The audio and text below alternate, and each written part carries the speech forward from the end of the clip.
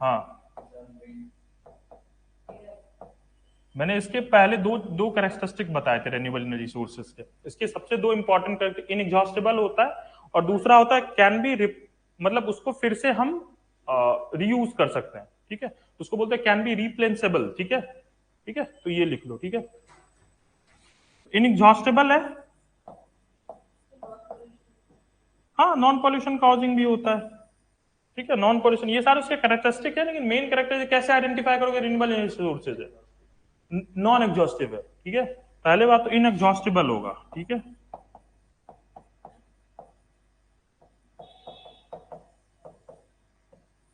ठीक है, इनएग्जॉस्टिबल है, ठीक है, और दूसरा है can be,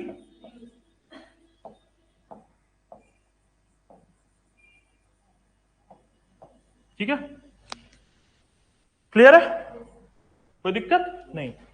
same non renewable energy sources में बस इसका जस्ट अपोजिट लिख लोगे, एग्जॉस्टेबल है, ठीक है, और कैन नॉट बी रीयूज्ड।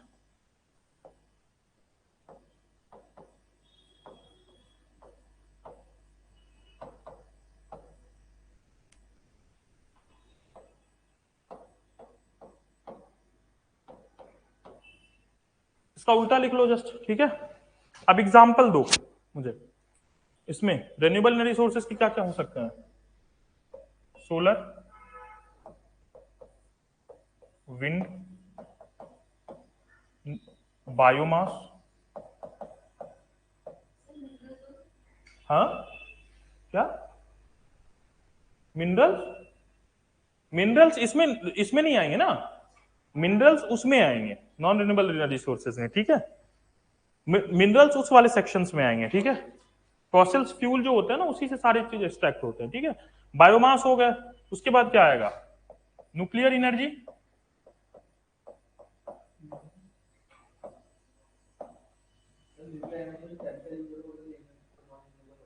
कौन सा केमिकल यूज होता है, यूरेनियम जो यूज होता है ना, उसमें यूरेनियम जो यूज होता है उसी को फिर हम बाद में चेन रिएक्शन के थ्रू, एक बार यूरेनियम में जो चेन रिएक्शन स्टार्ट हो जाती है उसके बाद उसको रिक्वायरमेंट नहीं होती है, ठीक है। तो एनर्जी वो खुद ब खुद अपने न्यूट्रॉन से न्यूट्रॉन टकराते हुए, प्रोटॉन से प्रोटॉन टकराते हुए खुद एनर्जी प्रोड्यूस करता है, ठीक है।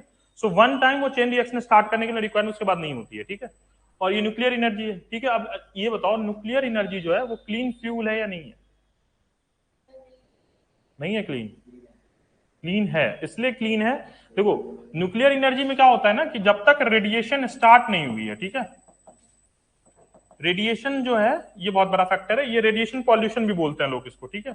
लेकिन होता ये है कि रेडिएशन पॉल्यूशन तब तक नहीं होता है जब तक कि कुछ फॉल्ट ना आ जाए, ठीक है। वैसे जनरल फॉर्म में जब वो सही से उनका सारा सारा प्रोसेस जो मॉडरेटर वगैरह सही यूज किया गया है तो पॉल्यूशन इमिट नहीं करती है वो, ठीक है। तो इसके लिए इसे हम क्लीन फ्यूल के कैटेगरी में डालते हैं, ठीक है। और बताओ और क्या क्या एग्जांपल्स हैं, चौथा पांचवा और एग्जांपल्स बताओ। जियोथर्मल एनर्जी, जियोथर्मल का मतलब होता है जो अंडरग्राउंड से वाटर आता है ना, अंडरग्राउंड से वाटर आता है उसमें भी हीट होती है, ठीक है। अंडरग्राउंड से जो वाटर निकलता है वो काफी हीटेड होता है, तो उसके थ्रू तुमने देखा होगा हॉट स्प्रिंग देखा है कहीं पे, मतलब टूरिस्ट वगैरह प्लेसेस पे जाओगे ना, पानी बहुत गर्म होता है जो अंदर से आता है ना ग्राउंड वाटर से, वो काफी गर्म पानी आता है, तो वो जियोथर्मल वाटर्स होते हैं, ठीक है। उसके एनर्जी को यूज करके हम मतलब यूज किया जा सकता है, ठीक है। तो ये सारे फैक्टर्स हैं, ठीक है। उसके बाद टाइडल,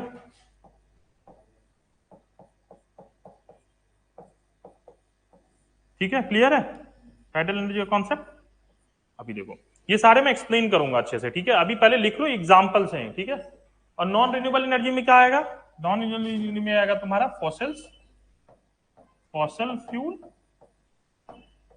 सबसे पहला एग्जांपल, सबसे क्लियर एग्जांपल है फॉसिल फ्यूल, क्या, हाँ हो सकते हैं, क्यों नहीं हो सकते हैं, ठीक है, तो वो भी एग्जांपल में डालो, ठीक है,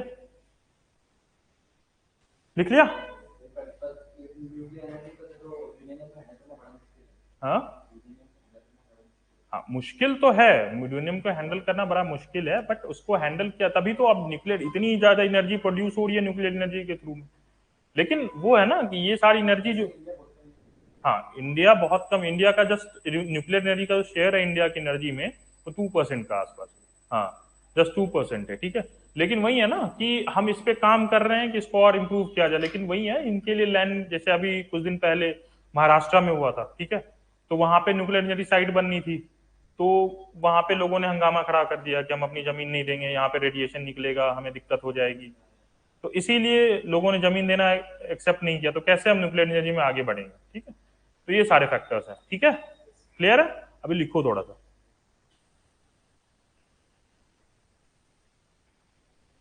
देखो currently majority of electric production is from thermal power plants. Majority of electricity production is from thermal power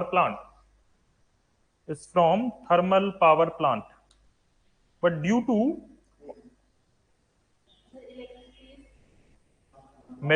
currently majority of electricity production from thermal power plant,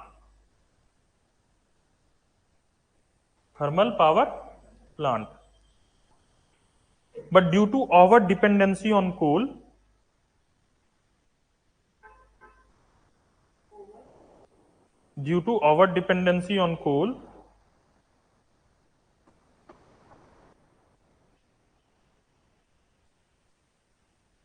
it is resulting in emission of greenhouse gases. It is resulting in emission of greenhouse gases as well as environment pollutants.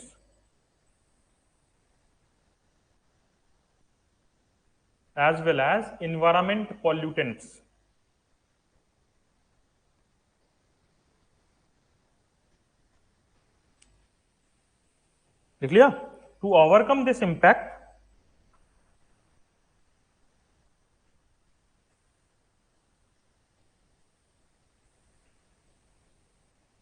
Government of India is focusing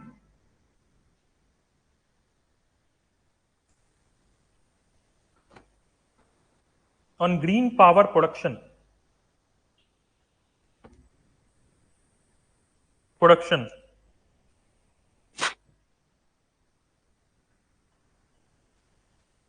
Green power production. It means production of electricity without any impact on environment and ecosystem. Without any impact on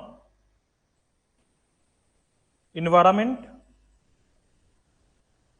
and ecosystem.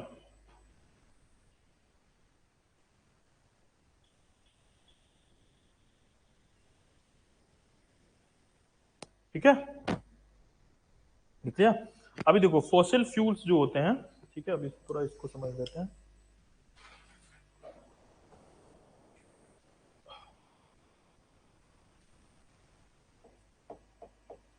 अच्छा, fossil fuel होते क्या है, कहाँ पाए जाते हैं?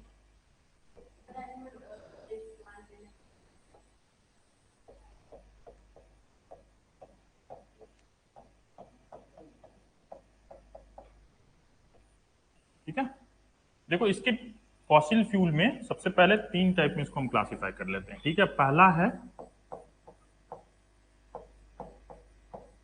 Crude oil, ठीक है। सबसे पहला कर लेते हैं कोल, ठीक है, कोल लिख लो क्योंकि सबसे ज्यादा क्वांटिटी में यही अवेलेबल है। तो सबसे पहला है कोल, फिर है क्रूड ऑयल, और फिर है नेचुरल गैसेस। क्लियर है? क्रूड ऑयल, कोल है और नेचुरल गैसेस, 3 हो गए, ठीक है। अब क्रूड ऑयल का क्या सिनेरियो है? क्रूड ऑयल को जब हम फ्रैक्शनल डिस्टिलेशन करते हैं, क्रूड ऑयल का जब हम फ्रैक्शनल डिस्टिलेशन करते हैं, ठीक है, फ्रैक्शनल डिस्टिलेशन करते हैं, इट रिजल्ट इनटू आपका पेट्रोल, डीजल, पेट्रोल प्रोड्यूस कर लेता है, डीजल प्रोड्यूस कर लेता है, किरोसिन होता है, और इससे क्या होता है? प्लास्टिक। प्लास्टिक भी इसी से बनता है, ठीक है। तो पेट्रोल हो गया, डीजल हो गया, केरोसिन हो गया, प्लास्टिक हो गया, और फिर एलपीजी जो लिक्विफाइड पेट्रोलियम गैस आप यूज करते हो ना घर में, वो भी इसी से आता है, ठीक है। ये सारी चीज हुई, ठीक है। फ्रैक्शनल डिस्टिलेशन करते हैं उसका, उससे क्या आता है, पेट्रोल, फिर हो गया डीजल, केरोसिन, प्लास्टिक और एलपीजी, ठीक है। अभी फ्रैक्शनल डिस्टिलेशन का मतलब ये समझ लो तुम कि पेट्रोल को, ये जो क्रूड ऑयल हमें मिलता है, ठीक है, ये प्यूरिफाई नहीं होता है, ठीक है, इसमें बहुत सारे मिनरल्स, बहुत सारी चीजें मिली होती है, ठीक है। तो उसको ना फ्रैक्शन वाइज, फ्रैक्शन उसको अलग किया जाता है, समझो फ्रैक्शनल डिस्टिलेशन का मतलब होता है इसको प्यूरिफाई किया जाता है, ठीक है। प्यूरिफाई करने में इसका जो सबसे एक्सट्रीम अच्छा फॉर्म होता है, जो सबसे अच्छा जो क्रूड ऑयल है जिसकी क्वालिटी सबसे इंप्रूव होती है, उसको यूज कर लेते हैं पेट्रोल और डीजल में, ठीक है। फिर उससे थोड़ा सब स्टैंडर्ड क्वालिटी का है तो केरोसिन में यूज हो जाता है, ठीक है। फिर जो स्लज बचता है, अब उसको उसमें बहुत सारी इंप्योरिटी भी होगी, उस इंप्योरिटी वगैरह को मिला के प्लास्टिक बना लिया जाता है। और जो एलपीजी है, लिक्विफाइड पेट्रोलियम गैस, इस अब जो ये क्रूड वेल हम एक्सट्रैक्ट करते हैं ना, उसमें बहुत सारी गैसेस भी हमें मिलती हैं, ठीक है। उस गैसेस को प्यूरिफाई करके हम एलपीजी के फॉर्म में लाते हैं, ठीक है। क्लियर है? ये इसमें कोई दिक्कत नहीं है। अभी नेचुरल गैस में देखो, नेचुरल गैस में भी बहुत सारे टाइप होते हैं, जैसे सेल गैस हो गया, ठीक है, सेल गैसेस होते हैं, ठीक है। उसके बाद फिर पाया जाता है गैस हाइड्रेट्स होता है। तो ये बेस्ड ऑन लोकेशन कहाँ पाए जा रहे हैं उस बेसिस पे सेल गैसेस होते हैं, गैस हाइड्रेट्स होते हैं, ठीक है। ये बेस्ड ऑन लोकेशन जो है वो हम इसको करते हैं, ठीक है। जैसे कंप्रेस्ड बायोमीथेन, सीबीएम, ठीक है, गैस हाइड्रेट्स हो गया, सेल गैसेस हो गए, ठीक है। तो ये सारी चीजें हैं, हाँ। कंप्रेस्ड बायोगैस, हाँ, ठीक है। तो सीबीएम हो गया, ठीक है। क्लियर है? अब टारगेट मैंने कुछ कुछ कर लिखा था, ठीक है, हाँ। टारगेट्स मैंने कल कल कुछ लिखा था ना, अर्लियर कितना हमारा टारगेट था, अच्छा मैंने बताया था सर, ठीक है। अभी लिख लो,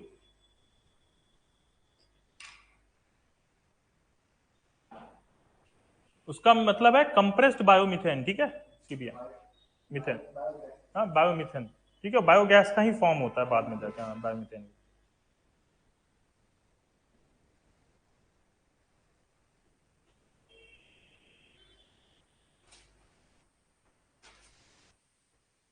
क्लियर है? चलो, अच्छा रिन्यूएबल एनर्जी में लिखो। तो पहले अर्लियर टारगेट क्या था हमारा, सबसे अर्लियर जो हमारा टारगेट था वो 175 गीगावाट का था, ठीक है। अर्लियर जो हमारा टारगेट था 175 गीगावाट का था, ठीक है, 175 गीगावाट का था, ठीक है। Gigawatt by 2000, production of 175 gigawatt of renewable energy by 2022, लिखो प्रोडक्शन ऑफ, अर्लियर जो टारगेट था production of 175 gigawatt of renewable energy by 2022, by 2022,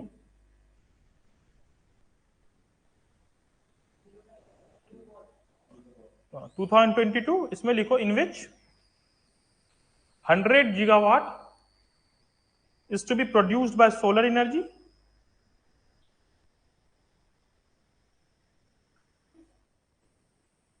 60 gigawatt to be produced by wind energy,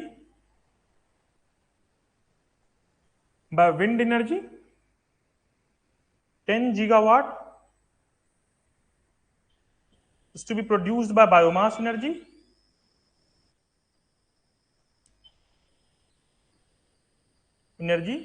and 5 gigawatt is to be produced by small hydro power project. 5 gigawatt is to be produced by small hydro project. Clear है?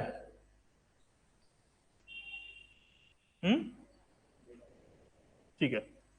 अब now the target has been revised, now target has been revised to 500 gigawatt, revised to 500 gigawatt by 2030। हाँ gigawatt, GW gigawatt, ठीक है, समझ में आ गया? चलो, अब इसके लिए कुछ गवर्नमेंट स्कीम्स मैंने बताए थे। अब सोलर एनर्जी लिख लो, सबसे पहले हेडिंग डालो सोलर एनर्जी।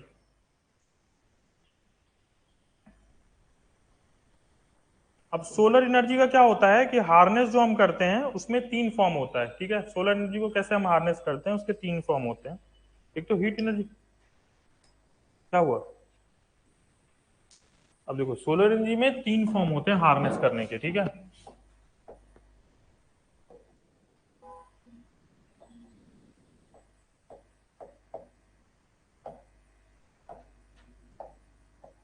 सोलर एनर्जी की हार्नेसिंग जो होती है वो तीन फॉर्म में होती है, ठीक है। एक तो सबसे पहले जो हार्नेस करते हैं वो किस फॉर्म में करते हैं? Solar electrical.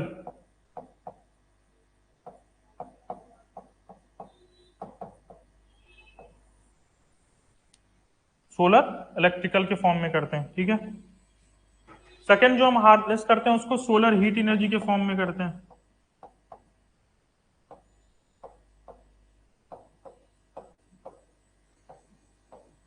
सेकंड किसके फॉर्म में होता है? सोलर हीट एनर्जी के फॉर्म में होता है। और दूसरा है, थर्ड है solar biochemical energy.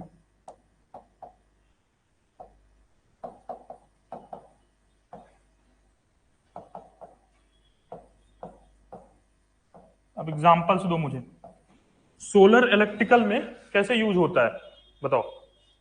Solar electrical का बेस्ट एग्जांपल क्या है? जो मैंने सोलर सेल्स बताए थे,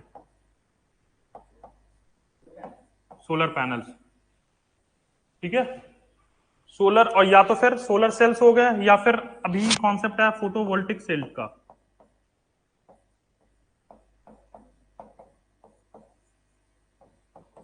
फोटोवोल्टिक सेल, फोटोवोल्टिक सेल का मतलब क्या होता है? सोलर सेल्स बोलो या फोटोवोल्टिक सेल्स बोलो, बात बराबर है, ठीक है। इसका मतलब होता है सनलाइट इस पे पड़ती है, ठीक है। ये ऐसे समझ लो, सनलाइट इस पे पड़ी, इसने सनलाइट के एनर्जी से जो लाइट एनर्जी होती है वो करंट में कन्वर्ट हो जाती है, ठीक है। इलेक्ट्रिक करंट में कन्वर्ट हो जाती है, उस करंट को हम फर्दर यूज करते हैं, ठीक है। समझ में आ गया चीज? इसमें क्या हुआ कि फोटोवोल्टिक सेल में होता क्या है कि लाइट एनर्जी जो है वो आपकी इलेक्ट्रिक एनर्जी में कन्वर्ट होती है। Light energy just convert into electric energy, ठीक है। और इलेक्ट्रिक एनर्जी को हम फिर यूज कर लेते हैं चार्जिंग के लिए। बहुत सारे पर्पस में इसका यूज होता है फोटोवोल्टिक सेल का। अभी तो बहुत सारे, जैसे स्पेस मैंने कल बताया था ना, स्पेस में हम देते हैं सोलर मॉड्यूल देते हैं, उसमें भी इससे एनर्जी प्रोवाइड करवाते हैं, ठीक है। हाँ, फोटोवोल्टिक सेल से, ठीक है। समझ में आ गया? अब और कोई क्वेश्चन इसमें, और कुछ चीज बताओ, और कहाँ पे ये करते हैं? हाँ, सोलर इलेक्ट्रिकल में ये सारे फोटोवोल्टिक सेल हो गया, ठीक है। चलो सोलर हीट एनर्जी का एग्जांपल बताओ मुझे। सोलर हीट एनर्जी का एग्जांपल क्या है? सबसे बेटर एग्जांपल है solar cooker.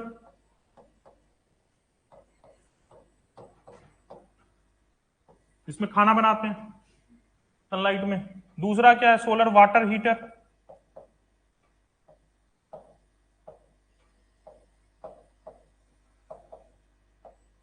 Solar water heater, solar cooker. अब सोलर बायोकेमिकल एनर्जी का एग्जांपल दो। सोलर बायोकेमिकल एनर्जी का एग्जांपल दो। फोटोसिंथेसिस सबसे अच्छा एग्जांपल है इसका, फोटोसिंथेसिस।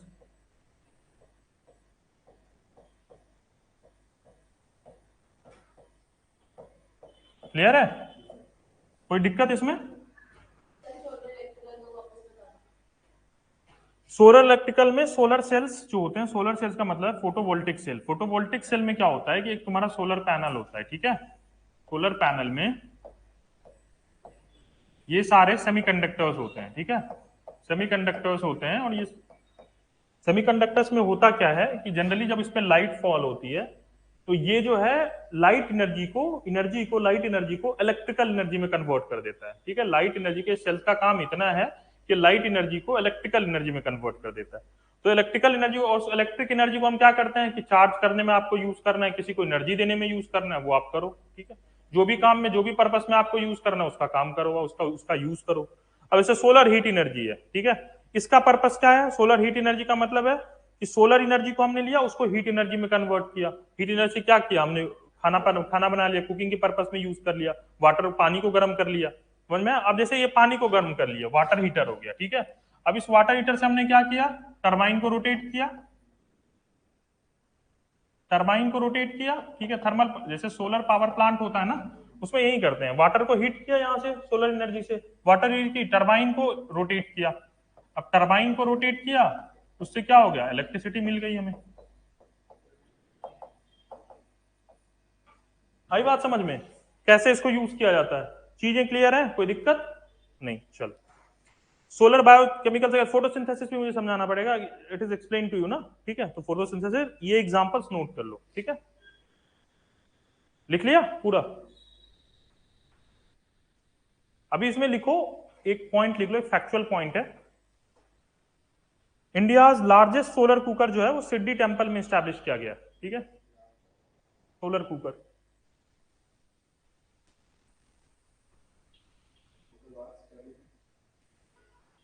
इन सिड्डी टेम्पल, सिड्डी सिड्डी सिड्डी वाले साईं बाबा बोलते हैं ना, हाँ, सिड्डी टेम्पल, ठीक है।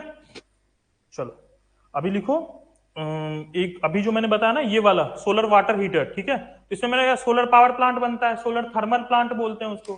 थर्मल प्लांट का मतलब समझ गए, सोलर एनर्जी से वाटर को हीट किया, वाटर को हीट करके टरबाइन रोटेट करवाया, उससे इलेक्ट्रिसिटी प्रोड्यूस हो गई। और ये क्या है, सोलर पैनल है, इससे भी इलेक्ट्रिसिटी प्रोड्यूस हो रही है, ये मैंने क्या बताया, इससे भी इलेक्ट्रिसिटी प्रोड्यूस हो रही है। तो दोनों में डिफरेंस क्या, ये लिख लो, ठीक है। दोनों में डिफरेंस क्या, लिखो, difference between solar panel and solar thermal technology and solar thermal technology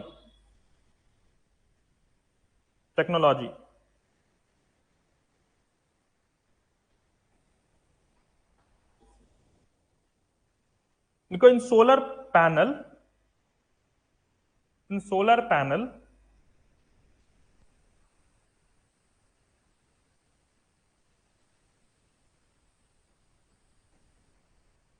solar energy converted to electric energy, solar energy is converted to electric energy,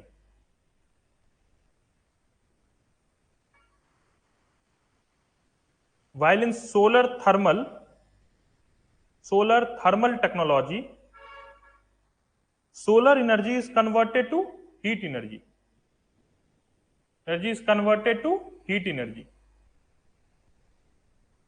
ठीक है, हीट एनर्जी। लिखो, in solar panel production of in solar panel production of DC current occurs, production of DC current, direct current or DC current, direct current, DC current occurs, while in solar thermal technology production of AC current occurs, current, production of AC current occurs,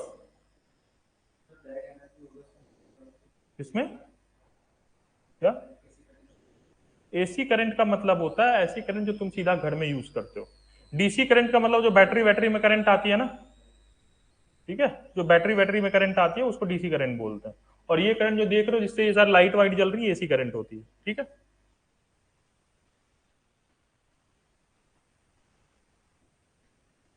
अब लिखो, cost of electricity production, cost of electricity production per unit is very less, in solar panels,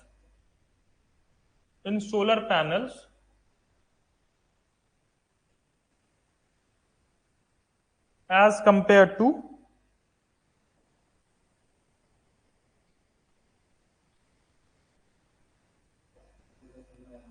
हाँ, हो गया, लिख लियो। चलो अब एक heading डालो, बेनिफिट्स ऑफ सोलर एनर्जी, ठीक है। Benefits of solar energy,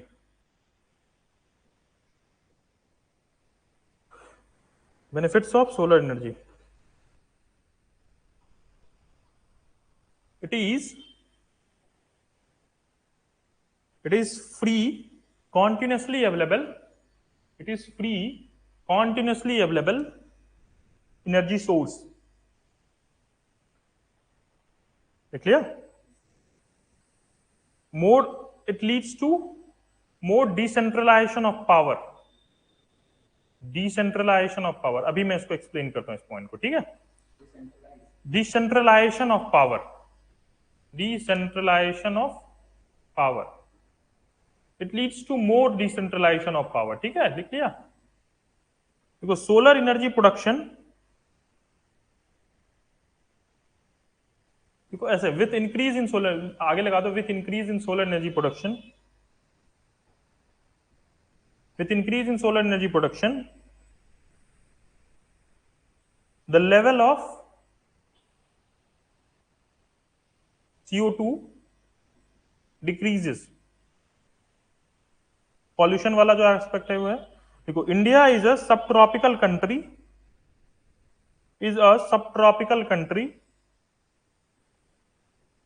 hence out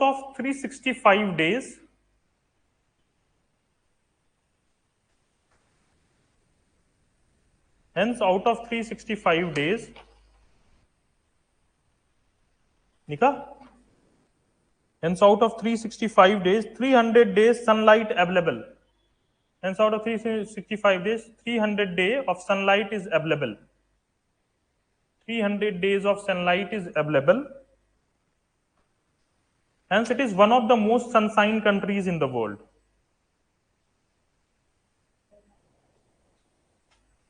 Sunshine country in the world.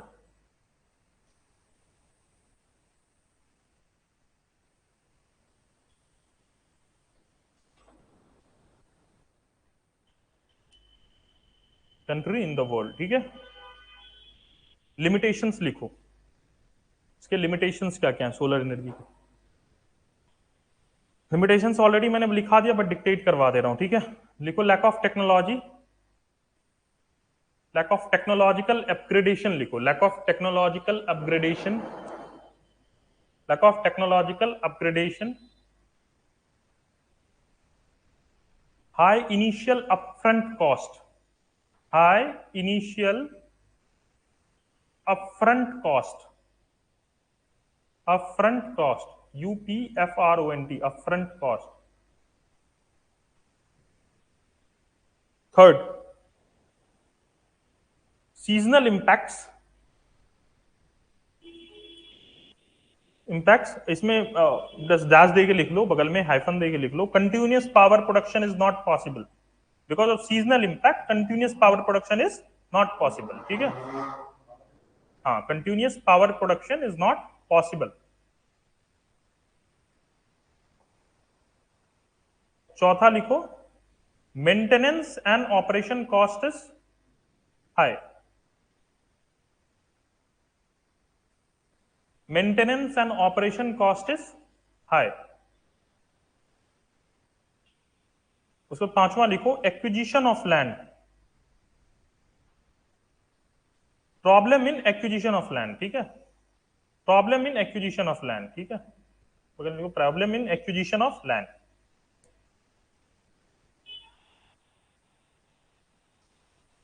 Efficiency of solar panel is low, of solar panel is low, panel is low,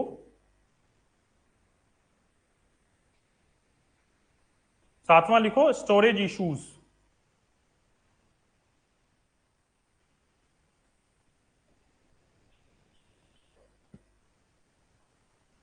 अभी गवर्नमेंट स्कीम्स,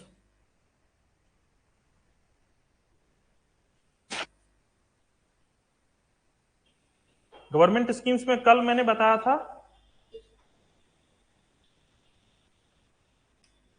गवर्नमेंट स्कीम्स में कल मैंने दो तीन चीजें बताई थी। सबसे पहला,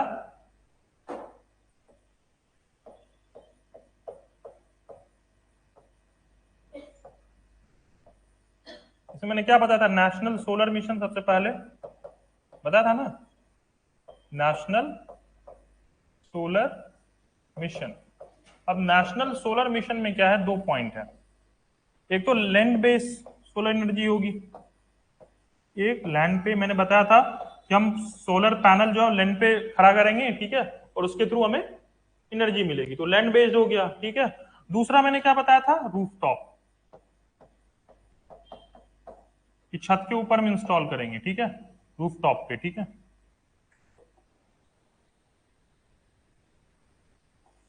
रूफ, अब अगर लैंड बेस्ड है, ठीक है, तो लैंड बेस्ड का टारगेट हमारा कितना था, 60 गीगावाट का। ओवरऑल इसका कितना टारगेट था, 100 गीगावाट ऑफ प्रोडक्शन, ठीक है। इसका था 100 gigawatt of production from solar energy, ठीक है। हाँ, सोलर एनर्जी कब तक, 2022 तक, ठीक है। ये टारगेट था 100 gigawatt of solar energy by 2022। इसमें 60 गीगावाट हमें कहां से चाहिए था, इसमें 60 गीगावाट हमें चाहिए था लिन बेस से, ठीक है। और रूफटॉप से हमें कितना चाहिए था, 40, ठीक है। तो लिन बेस में हमने बहुत सारे स्कीम्स लिखाए थे। लैंड बेस में हमने क्या लिखा था, सोलर पार्क, पार्क है सोलर पार्क, ठीक है। एक मैंने बताया था इसमें सोलर पार्क स्टैब्लिश किए गए हैं, ठीक है। फिर मैंने एक स्कीम के बारे में तुम्हें बताया था, कुसुम,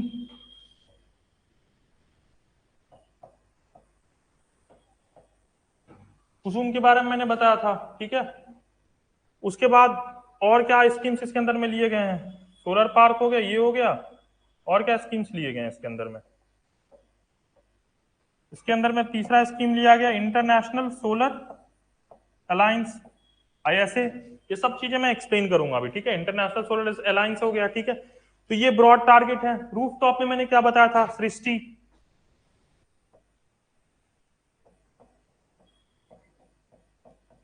क्लियर है, ठीक है। तो ये पहले नोट डाउन करो, ठीक है। अब कुसुम के बारे में लिखो, ठीक है। इंटरनेशनल ISA है, इसका फुल फॉर्म लिख लेना, इंटरनेशनल सोलर अलायंस, ठीक है।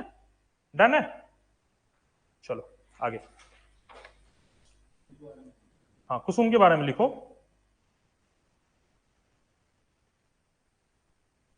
ऑब्जेक्टिव, पहले कुसुम स्कीम डालो, नीचे लिखो ऑब्जेक्टिव, इसका फुल फॉर्म लिखो, पहले किसी कुसुम का फुल फॉर्म लिख लो, किसान, ऑब्जेक्टिव है, कुसुम का फुल फॉर्म लिख लो नीचे एरो डाल के, हाँ, किसान ऊर्जा सुरक्षा, किसान ऊर्जा सुरक्षा उत्थान महाअभियान, ठीक है। वैसे हाँ, उत्थान, उत्थान, उत्थान मतलब प्रोग्रेस करना होता है, ठीक है। उत्थान महाअभियान, वैसे जरूरी नहीं है बट ऐसे अवेयरनेस के लिए मैंने लिखा दिया, ठीक है। ये एग्जाम पॉइंट से इसको याद रखो ना, कोई दिक्कत नहीं, ठीक है। अब कुसुम में लिखो ऑब्जेक्टिव, हाँ, सुरक्षा, उत्थान अभियान, उत्थान महाअभियान, ठीक है, ठीक है, लिख लिए। अब इसका ऑब्जेक्टिव लिखो, ensuring water security, water security,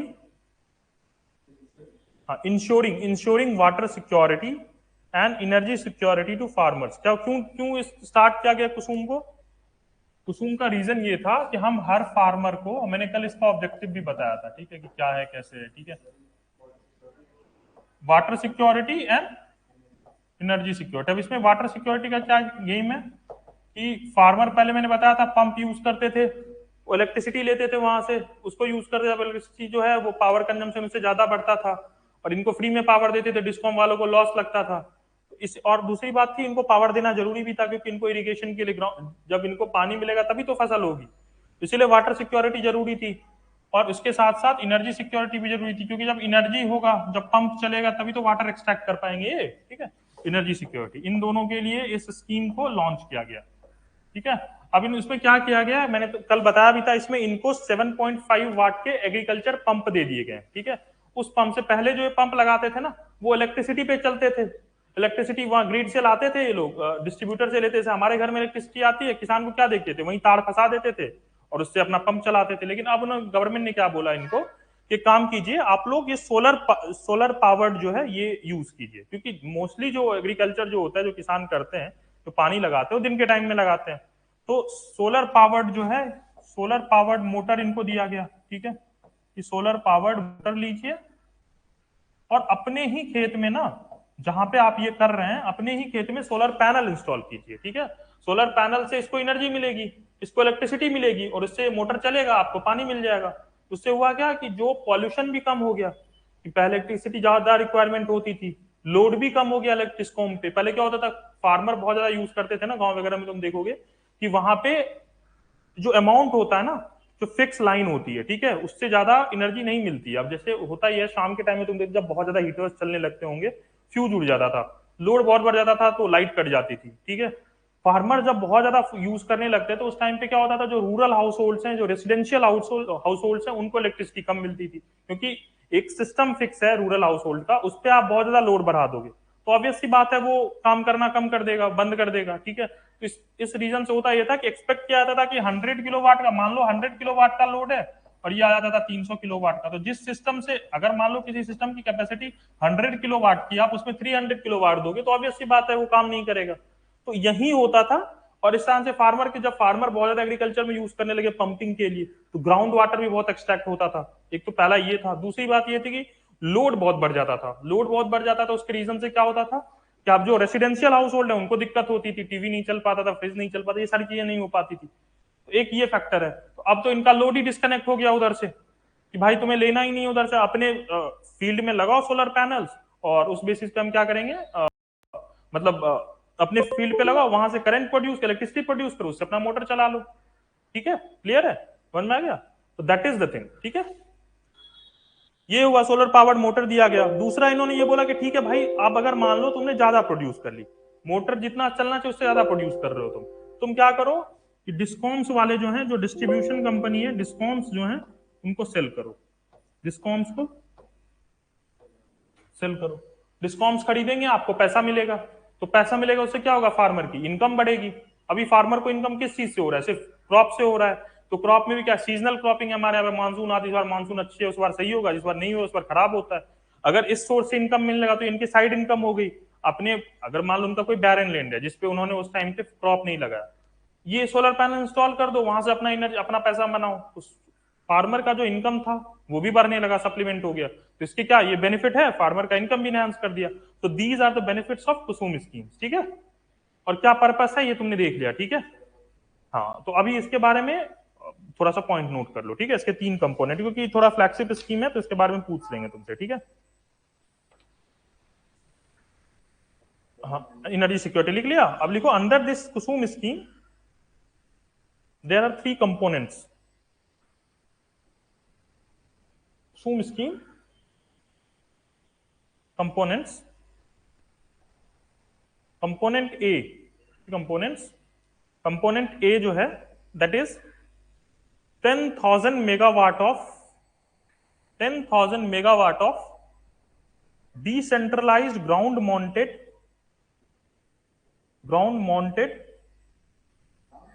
हाँ, माउंटेड, MOUNTED, ग्राउंड से अटैच। ठीक है, ground mounted grid connected, grid मतलब इलेक्ट्रिसिटी ग्रिड कनेक्टेड, डिस्कॉम से जो कनेक्शन कनेक्टेड होगा। ठीक है, grid connected renewable energy power plant, renewable power plant of individual plant size is up to 2 megawatt, plant size is up to 2 megawatt, up to 2 megawatt. ठीक है, दूसरा component B,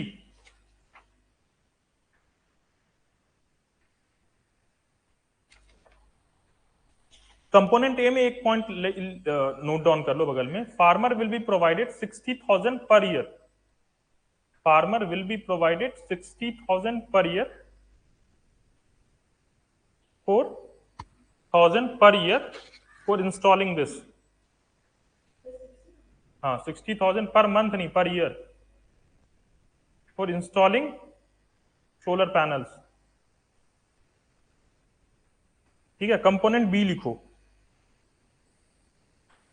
installation of 17.5 lakh, 17.5 lakh, installation of 17.5 lakhs solar standalone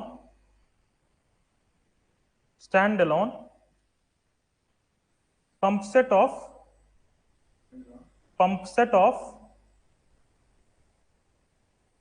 7.5 horsepower HP 7.5 HP motor. अच्छा HP जानते हो ना, motor का जो rating होती है एचपी में ही की जाती है, 1 एचपी जो। थर्ड लिखो component C,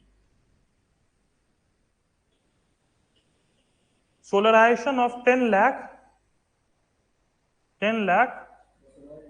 solarization of 10 lakh grid connected agriculture pump set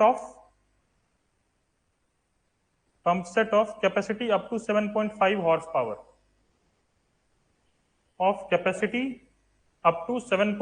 horsepower horsepower। ठीक है, ठीक है, चलो अब इसमें लिखो कुछ चेंजेस हुए हैं इसमें, ठीक है, वो लिख लो, नोट डाल के लिखो रिसेंट चेंजेस, ठीक है। अर्लियर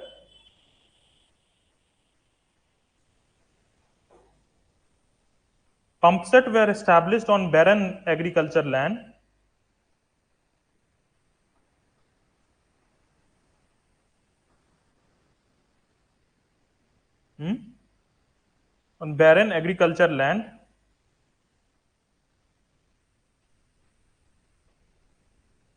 ठीक है।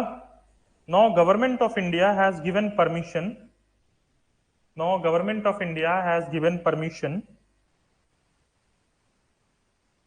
for pasture as well as marshy land। Pasture मतलब जो चरने वाली जमीन होती ना, चरने वाली जमीन, तो वहां के लिए pasture as well as marshy land. एक और नोट डालो बगल में, देखो earlier plant capacity is between 500 kilowatt, earlier plant capacity should be 500 kilowatt to 2 megawatt